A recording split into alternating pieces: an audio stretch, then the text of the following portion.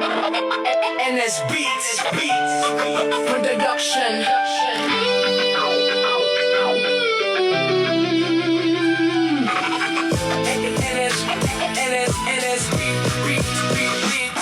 Simula ng isinilang hanggang sa akin paglapit, pinahiligan ng kanta, hindi alam ang pamagatang kasi nagkaisip, dinadala ko mo ito ko kanta, nakikinig ako sa radyo, pinapanood ko rin sila sa paglabas sa TV, aking ding inaabangan, naaalala ko pa dati, high school pa lang ako noon, malalaki ang gamit na damit at lolo din ang pantalon, ni papa ng pormahan, parang astig ako doon. Pangarap ang dala sa maliit na kwarto, binuo ang ganda. Walang kasiguruhan pero lumaban pa. Kwentong rap ng buhay isinulat sa nota. Dito nagsimula sa luha at tiyaga. Bawat pagkadapa ginawang sandata. Kung dati ay tahimik, ngayon may salita.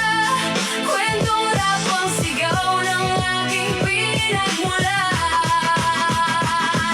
Nagkukulong sa kwarto, nag-aaral magsulat, hindi pa uso ang YouTube, TikTok, pati na rin ang Facebook. Hawak ko ang lapis, pambura, pati na rin ang notebook. Di mga assignment ang ginagawa ko pa noon. Kaya pagdating ko sa school, walang maisagot, ipatatawag ang magulang, kaya ako ay lagot. Pag uwi ko sa bahay, mapapalo ng inay, panay na ang aking iyak. Gusto ko magbalot sa dami ng problema ng aking nilampasan. Walang mararating, hindi makakatapos ng sagot. Dumating ang pandemic, lahat tayo ay takot. At doon nagsimula ang paggawa, tugmaang malungkot.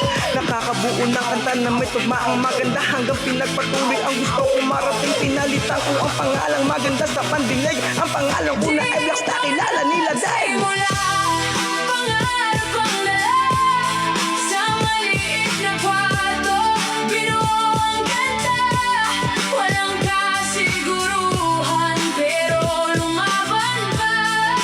Kwentong rap ng buhay sinulat sa nota.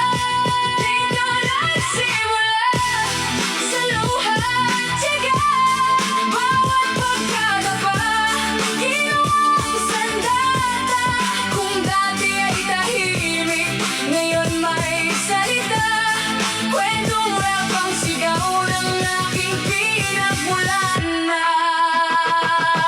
hanggang sumali na rin ako sa mga rap challenge. YouTube ang inaato pagkat doon ako sumasali. Bigla akong nagulat at napili magka-entry hagyan aking sinalian 175 sabi.